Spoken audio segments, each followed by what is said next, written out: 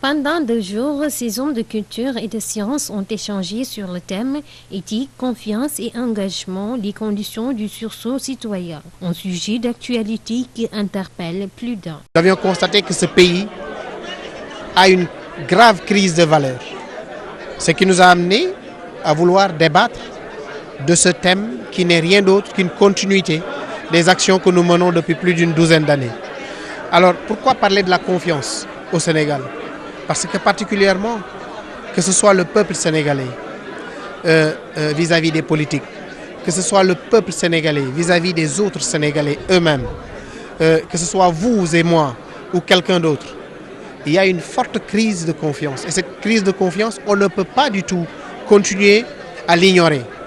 Il faut obligatoirement qu'on en parle, qu'on lave le linge sale en famille. Cette cérémonie organisée par des Sénégalais de la diaspora a été une occasion pour distinguer de hautes personnalités, plus précisément celles évoluant dans le domaine des sciences et de la littérature. D'ailleurs, parmi les lauréats, l'ancien présentateur du journal télévisé de la RTS et actuel présentateur d'émissions littéraires sur la 2STV a été distingué. J'ai reçu de nombreuses récompenses, mais celle-ci, elle vient des gens de la diaspora.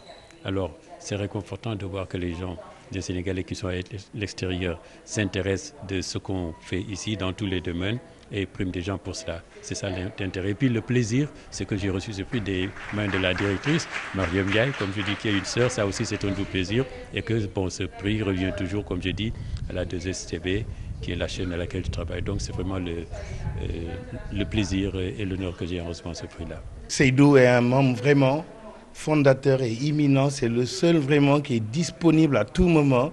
Et je pense vraiment qu'il sera très content de recevoir ce prix parce qu'il lui en faut même beaucoup plus que ça. Parce que non seulement il fait pour Sunounet, mais il fait pour toute la diaspora sénégalaise à Paris. Quand je suis arrivé en France, déjà, c'est lui qui m'a reçu. La fierté d'être honoré chez soi et surtout par la diaspora.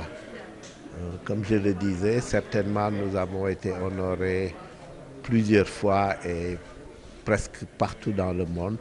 Mais chaque fois que c'est fait dans le pays, par des gens du pays, nous avons un sentiment encore d'une plus grande valeur de cette distinction.